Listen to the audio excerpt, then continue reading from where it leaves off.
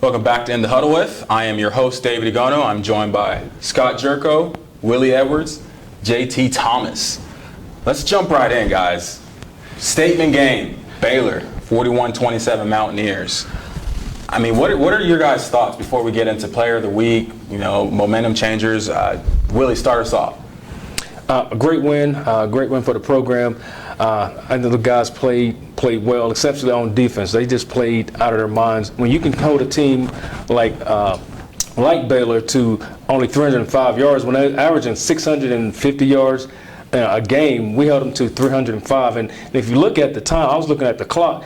In the second quarter, when they started, with 9 minutes left, they only had 70 yards of offense. Now, if you can hold a team like that to only 70 yards of offense, I mean, you must be doing a great job. That's giving them 2 extra possessions. I mean, it started off with the fumble and one play later, and they have a touchdown, and then have another interception, give them extra possessions against a team like that. Right. And our defense stepped up this game. Yeah. We call it bowing your back, and they did a great job of that. And we take in consideration that both of our starting corners were out of the game. And so now you to your backups now, and those guys came in and did a great job of defending that prolific offense that Baylor was supposed to have. And again, we cut their offense in half when you talk as far as yards. They had 650 typically coming into this game, 305. So hats off to their whole defensive staff and to the players. You guys did a great job. They were actually leading the Big 12 in rushing yards, and only when we held them to 95. It says something to our defensive linemen and our linebackers to step up and make Baylor a one-dimensional team. Usually when you say, let's make Baylor an air attack offense, you're like, what's any different than what they usually are, But, our defense played extremely well. Absolutely. We came in last week and we talked about, this potentially being a high-point basketball type game, because both teams had high-rated offense and we knew they could chuck the ball around. But our defense just came to play. I mean, I saw some interviews where the defense coordinator said, hey, Coach Gibby said, hey, we're going to go after these guys. And that's exactly what they did. They said they were going to be in cover 1 and cover 0 and play these guys and let our defensive front get after them. And that's exactly what we did. Guys played a hell of a game. So let's talk about Player of the Weeks. Players of the Week. JT, we'll start at the end. I'll start it off because, in fact, when I look at player of the week for this particular game, I look at a guy who changed the game in terms of seal the deal. And I thought Mario Alford and his catch going into the third quarter absolutely sealed the deal and shut the door on Baylor. So this week I'll give it to Mario Alford for that particular play because I thought that play really sealed the deal and our team went ahead and took it on in. I'm going to go with the defensive coaching staff. Ooh. If you look, we usually don't give it to coaches, but the coaches are giving it. But it translated to the players. So if you look at our front, we played a different front than what we played all year. So, we went to a 4-man front, and sometimes it was a 5-man front on the run. We played some stack, but that front that they played against Baylor, I think it messed them up. They couldn't run the ball, which, you don't think of Baylor being able to run the ball. And Scotty mentioned it earlier, that they like to run the ball also to set up the pass. So our front played a great game. And then, again, going back to, our 2 corners, those are Ricky Rumpf and Icky Banks. Those guys did a great job. And even Dylan did a great job. KJ did a great job. And if you look in the towards the third quarter, they took the free safety and made him play the slot receiver. And they put Carl Joseph in the middle. And they brought KJ Dillon off the edge a couple times. And Shaq Riddick had a couple sacks. I mean, and like I said, that defense, for lack of a better term, was playing like their hair was on fire, and I loved it. Get after people. It says a lot for our depth on defense. This game did. I mean, coaches had those guys ready, and I may have told JT earlier, 22 guys recorded a tackle this game. Wow. 22 guys. Man. That hardly ever happens. That's impressive. Right? I mean, hats off to the defense, but my player of the game is Kevin White. I mean, he is just. Why would you pick Kevin White? I've got time. What did he do this week? Hey, he's like a Michael Jordan, man. He can be the player of the game every game. He's the player of the game. I mean, Kevin White's just a man amongst boys out there. I mean, he is truly unstoppable against any man coverage. I mean, this is his 7th straight game, 100-plus yards. He had 8 receptions for 132 yards and 2 touchdowns. Right. I mean, the one-handed grab when he saw that was pass interference beforehand, that was pass interference, and he still caught it. He had 5 pass interference calls on him alone. If you give him those 5 receptions, he has over 200 yards again, and then everyone's picking Kevin White, not just me. You know what was so awesome about him, though? What he does in terms of how he places himself between the ball thrower, the quarterback, and the defender. They can't get around him. They can't get around the guy. And the guys just manhandle these guys who are trying to play him one-on-one. They can't do it. They can't do it. This guy is the best in the country right now. And West Virginia, I mean, we're exploiting people because we have a guy like Kevin White that we know we can go to. So, I mean, he's just doing an outstanding job. Right. And he's making the guys around him better. I mean, you keep concentrating on Kevin White. Next thing you know, here comes Mario Alford, and then you got a Jordy Thompson, and then hopefully a DeKill Shorts can come along and help us out, because now if you have a Kevin White, Mario Alford, and DeKill Shorts, and then a Jordy Thompson, you got 4 reliable receivers that you can throw the ball to. Now you can spread the field even more. And that opens up the running game. Yeah, which the running game showed up huge this past week. Yeah. My player of the week, honestly, Shaq Riddick. And maybe that goes to what Willie said as far as the defense playing well. One of the points that Scott has made repeatedly every week this season is that there's no movement. There's no pre-snap surprises. So the quarterback pretty much knows pre-snap where he should most likely go with the ball. I don't know if I saw a lot of movement pre-snap, but there was a lot of stunts and games on the defensive line. Golston was getting pressure. Shaq Riddick, I don't know what happened to Baylor. I mean, I'm not saying that like they weren't manhandled, but it's like they didn't want to block him when he came inside. But sort of to JT's point about Alford sealing the deal, I think the moment for me when I realized that the game might be over in a Mountaineers' favor is when Josh Lambert hit that field goal to end the half, and the camera zoomed in on him, and he was hooping and hollering, and I was like, I remember those teams. Right. I remember those teams. Those guys won it. Not just Kevin White, not just Clint Trickett, not just the big guys who have to do all the interviews every single week. Right. The guys, I mean, let's be honest, kickers are always lowest on that's where they are. Right. Kickers are always lowest on the totem pole. If that guy is getting hyped and getting rowdy, this team came to fight, which we saw this week. Right, you look at the sidelines, I mean, those guys were, everybody was in the game. It was a concert. Everybody was in. Right. It was, like you said, everybody has to buy in to what's going on. And if everybody is in and everyone's going in the same direction, we'll be a tough team to beat. A big part of that was the crowd was into it, the game. Absolutely. Well, if you stuck your head inside Mountaineer Stadium, I mean, the decibel level was probably daggone near the Seattle Seahawks. Yeah, it was. I mean, it was. Thanks for the crowd coming out. I mean, players feed off of that. We've said that many times earlier before. 12th man. Yep. 12th but man. I'm also going to throw a shout out to Clint Trickett, who also had another 300+ yard game. Might as well.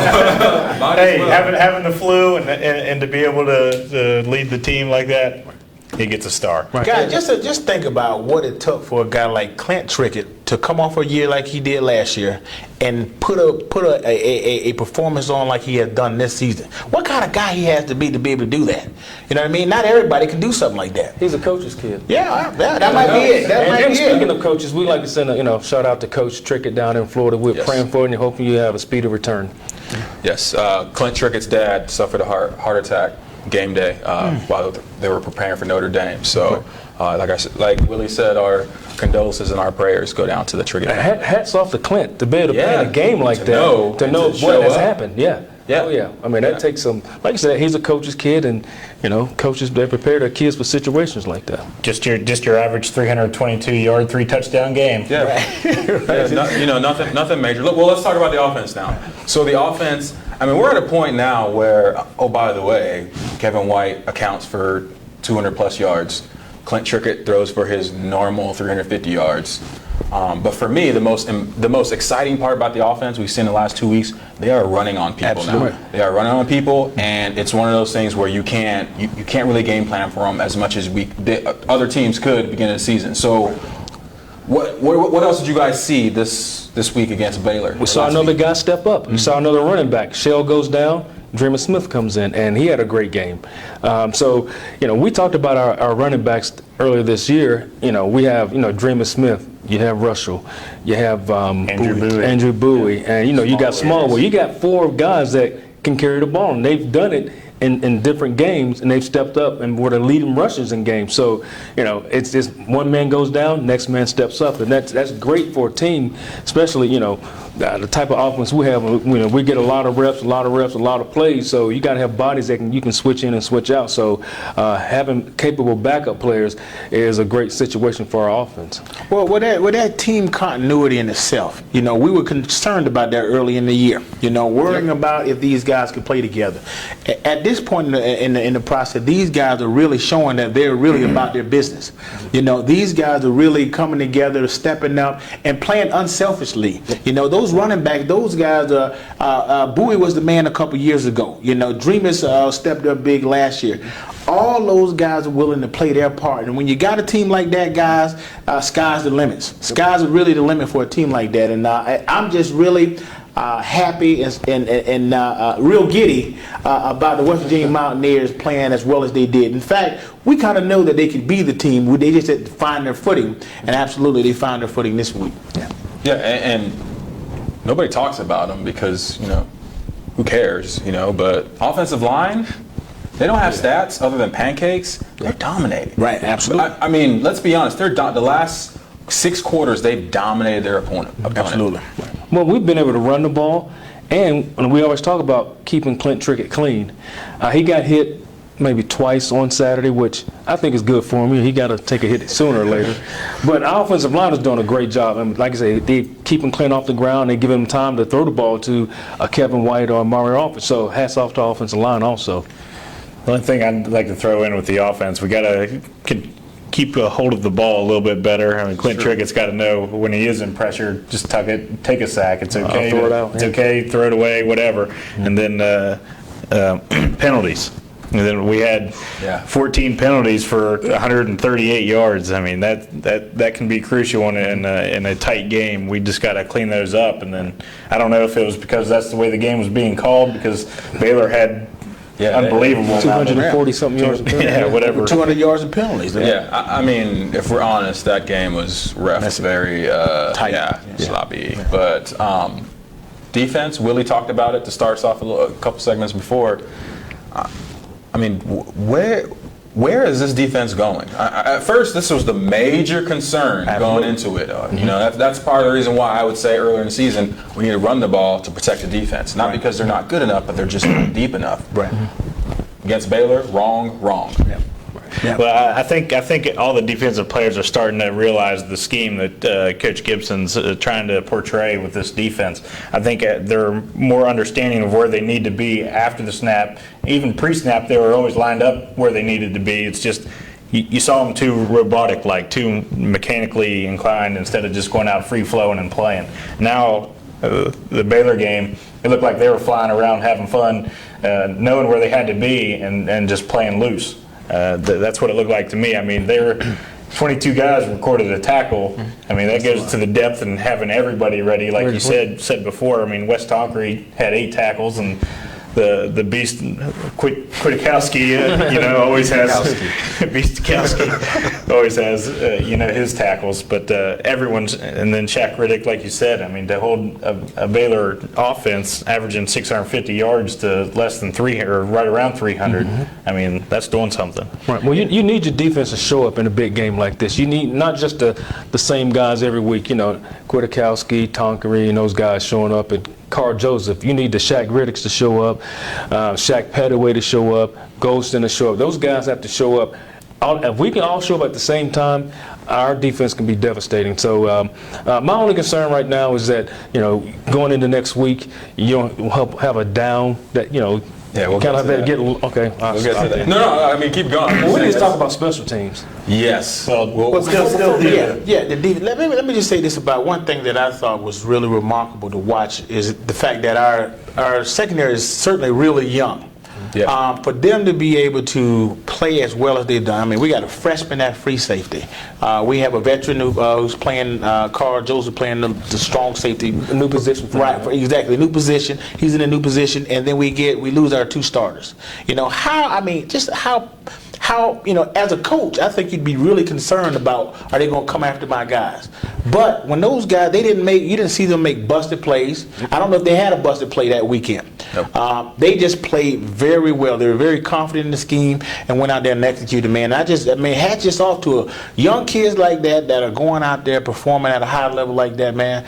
I mean, it just speaks to the commitment that our coaches have. And so that goes to the coaches. Hats off to Coach Brian Mitchell for having that secondary ready because, like you said, you never know when a guy's going to go down.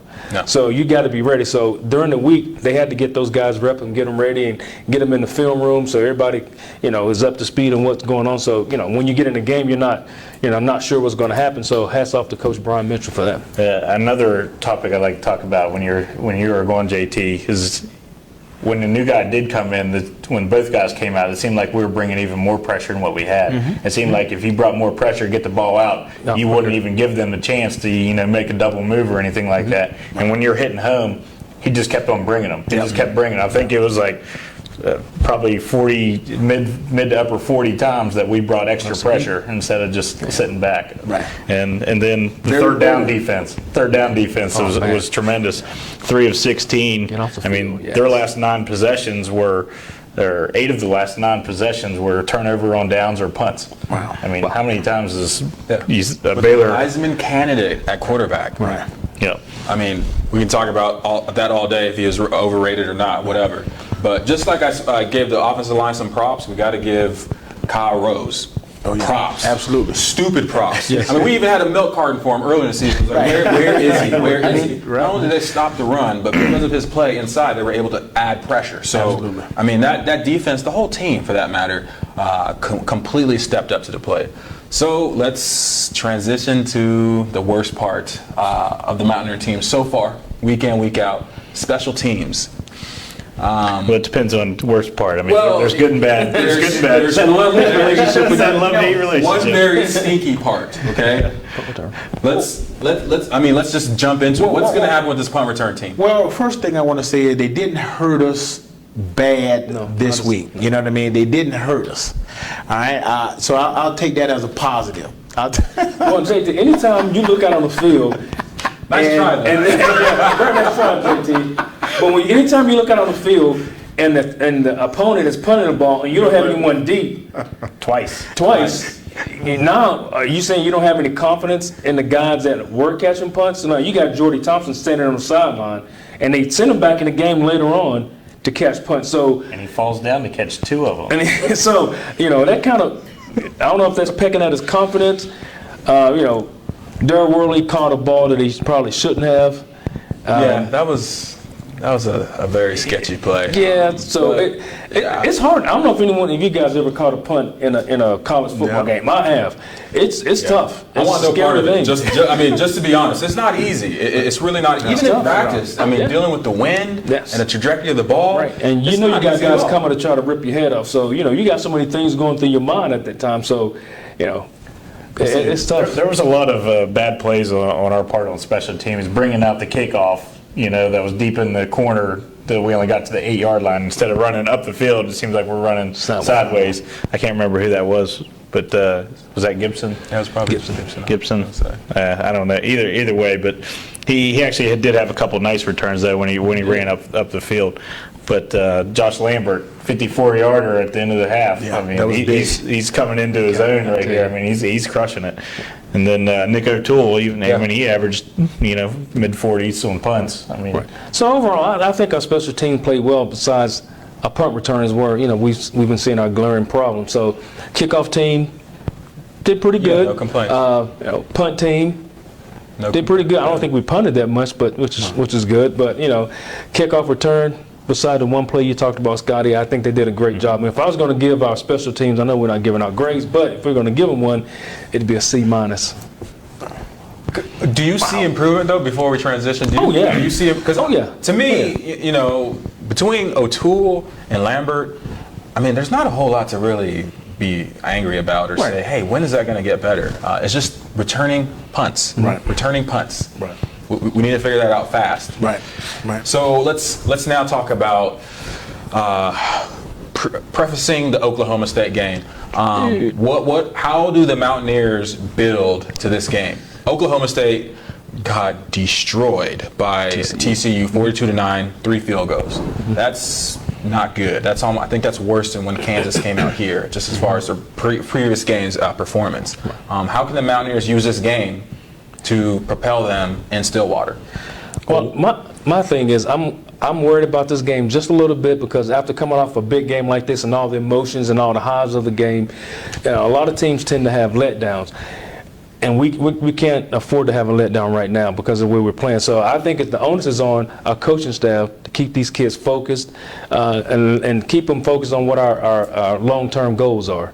Our long-term goal is, to win the conference and, play in a major bowl. So, Oklahoma State is just the next roadblock for us to get to our ultimate goal. So, people talking about trap games. This was I would say, be a letdown game. Like I said, coming off of a high of all the emotions, and we played one of the best games we played. So you got everybody on campus going, "Hey, you guys did a great job.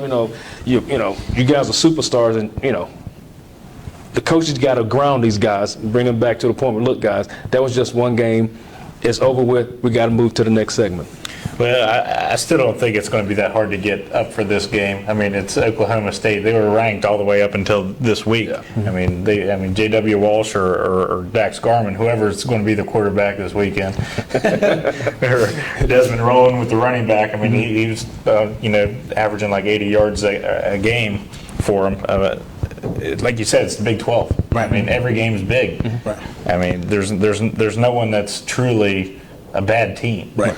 Right. Going to Stillwater, man, it's just like coming to Morgantown, in terms of atmosphere. Anytime you go down there and play, we better come ready to fire all cannons. This is going to be a good game. I mean, I feel like the Mountaineers are hitting their stride, and I think we can go down there and be consistent. That's the key for us. Be consistent. Go out there and do more than what you're asked. That's kind of been the theme. Do your job. Stay within the framework of the program, and I think it'll work out for us, man. I feel real good about it. Continue playing with confidence. We saw it on Saturday.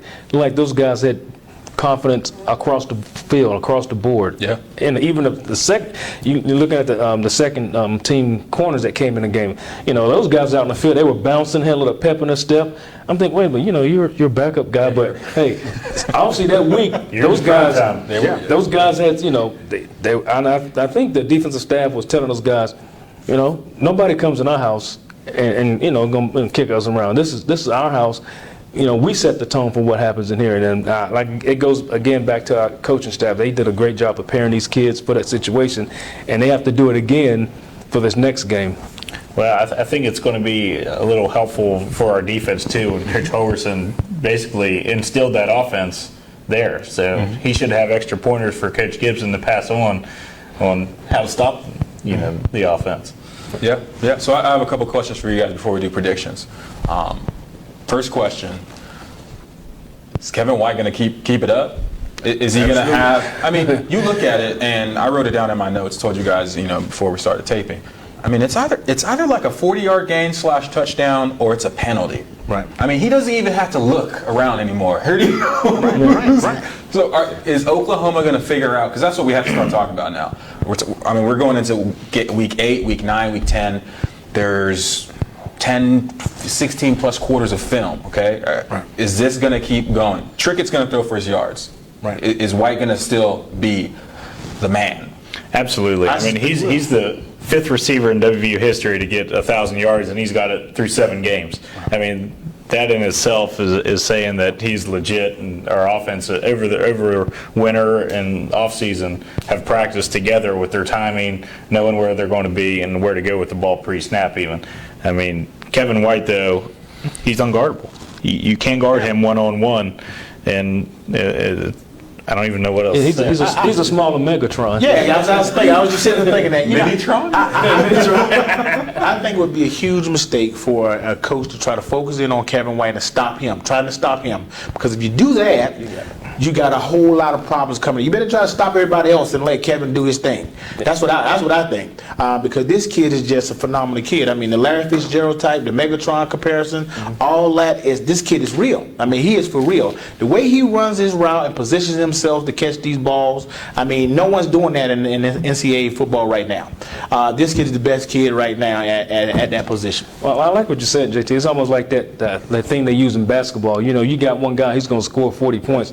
All right, you can get your 40 because you're going to get that. Yeah. But we're not going to let your role players, you know, get off and get, 20, 30 points a game. So, yeah, let Kevin White get his, 142 touchdowns. But Mario Alford, Jordy Thompson, and Da'Kel Shorts, no, we can't let you guys do that. And it's a tall task for anybody to cover those guys. I believe a team tried to do that to Stephen Curry, held him to 0 points, but they lost by 40 points. So, I don't consider that. So, nice basketball now. Scotty? Man, okay. So my next question, I mean, we have 4 or 5 running backs. Right. Who do you guys think is going to finish out the season as the lead back, the lead stallion? If Russell Shell is healthy, I believe he's the man. All three down back. I mean, he has the power to. I mean, he ran over that linebacker. Oh. I think he hurt his toe or the next play or something like that. But he has the power. He has the vision. I mean, no knock on Dreamius, yeah. But I don't think his vision is quite there like we were talking about earlier. Right. Like Russell can cut back, and I think he has all the tools to be the man. Well, Dreamius, he reminds me of an I-back.